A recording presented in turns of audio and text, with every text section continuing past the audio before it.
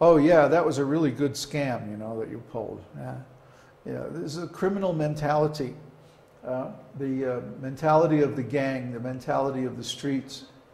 This is from the mode of ignorance. And what about the people in the mode of passion? Well, they're into material science, economic advancement, social, political arrangements for different kinds of economic development and stuff like that. They like that very much. Formal education. If you go to a university, basically the knowledge you're getting is in the mode of passion. In the mode of goodness, people develop pure spiritual knowledge from the scriptures. And they also take the discipline of accepting a bona fide spiritual master. And in this way, they make advancement in spiritual life until they reach the transcendental mode, which gives direct realization of transcendence through the spiritual senses. Okay, this is our goal. This is what we want. To reach that, we have to go through the mode of goodness, but not be attached to it. That's very important.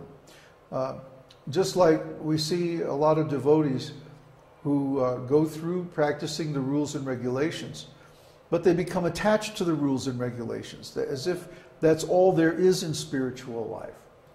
You can be entangled in the three modes. In fact, there's a verse in Bhagavad Gita that says like that the three modes are always in competition for supremacy. One day the mode of ignorance will hit and we won't feel like getting out of bed. The next day it'll be the mode of passion, and we have so many activities that we want to perform. We're rushing here and there trying to get it all done. Then the next day is Sunday, so we go to church. Mode of goodness, a little bit. This is life in the material world. Nothing is steady. Nothing is sure. Everything is fluctuating. Everything is moving, changing according to time.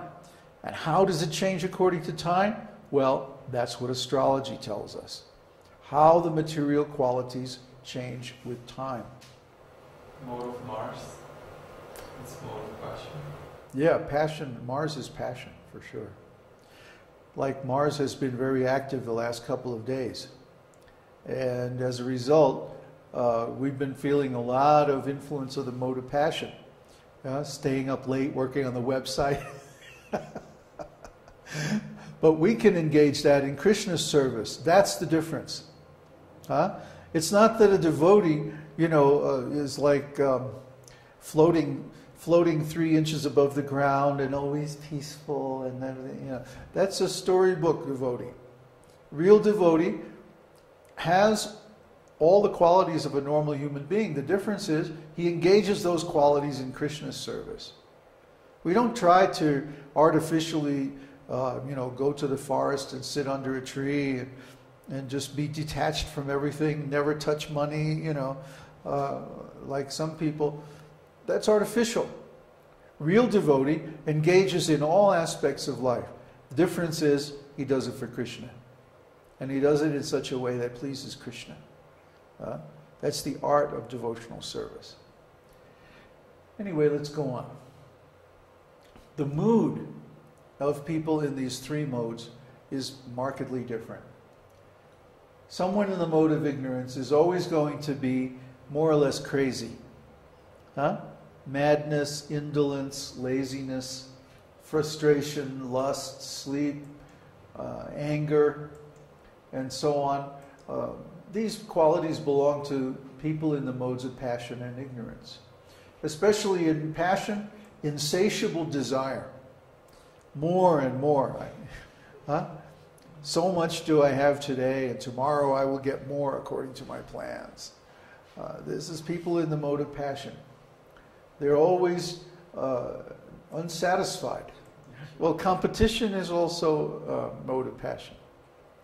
So when people compete to put more chili or more money or more this or more that, that's the influence of the mode of passion. And we see that in religion. That's why religion is always so problematic, because people start to compete for religious position and power and fame and stuff like that, based on religion. This is mode of passion. And it leads to all kinds of abuses, as we see in spiritual, so-called spiritual organizations. Actually, they're religious organizations because they're based on the mode of passion. The proof is that they're competitive. So just one more thing. The mood of a person in goodness is happiness. Krishna says that's the result of the mode of goodness. And we see that they demonstrate good qualities like devotion, spiritual love, compassion. They like to help others and so forth.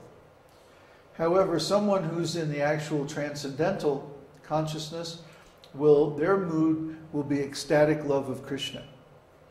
Okay? And this comes in 5 flavors: neutrality, servitude, friendship, parenthood, and conjugal love. The point is, a person in that mode of consciousness is above the qualities of material nature, and they're also above the external rules of religion.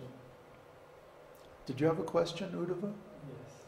Okay, hurry up because we're almost out of tape. Is there a direct relationship, for example, of the 3 modes with transcendental? An example would be transcendental ignorance, would be kamsa, and then transcendental passion, and like that. Yeah, you could say like that. The 3 modes are simply spiritual qualities reflected in the material energies. Everything is originally spiritual. Everything is just a transformation of Brahman. But because it becomes covered over by material qualities, then it's less than ideal. Kamsa, even though he was thinking of Krishna night and day, he was thinking of him as an enemy. So his thinking of Krishna is not accepted as devotional service because it was covered by anger. It was covered by envy and so many material qualities. It still is transcendental. It's not accepted as devotional service. Prabhupada says right in Krishna book. So even though we know that Kamsa was an incarnation of Jai and Vijay, and who's the other one in Krishna Leela? Anyway, his activities aren't accepted as transcendental. That means they were material. There's only 2 categories, spiritual or material. So if it's not accepted as devotional service, that means his activities were material. So transcendental ignorance could be something like dizziness? No. Transcendental ignorance would be like, it's a quality called mugdha. When Krishna forgets that he's the Supreme Personality of Godhead, and he thinks, oh, my mother is so angry, she's going to chastise me. And he actually becomes afraid. That's called mugdha, or transcendental ignorance. Okay? We're almost out of tape, so we have to change. Wouldn't it also be ecstatic symptoms like dizziness? No. In material world, it's no. of ignorance? In the material world, maybe, but in spiritual, it's completely spiritual. That's completely spiritual. Yeah, that's transcendental ecstasy. Okay. Where you say the mind is in direct relation to these modes, the uncontrolled mind. Well, yeah, the mind is always controlled. Either the mind is controlled by the modes of material nature, or the mind is controlled by the soul, or the mind is controlled by Krishna. In any case, the mind is always controlled. The mind is passive. Intelligence is active, because intelligence is derived from the mode of passion. If we look in the 3rd canto of Srimad Bhagavatam, we see that intelligence is derived from passion, but mind is derived from ignorance. So therefore, the mind is always passive. The mind is either controlled by the modes of material nature through time, or controlled by the soul, or controlled by the Supreme Personality of Godhead if we completely surrender to Krishna. Yeah, our mind should be engaged in something transcendental at all times.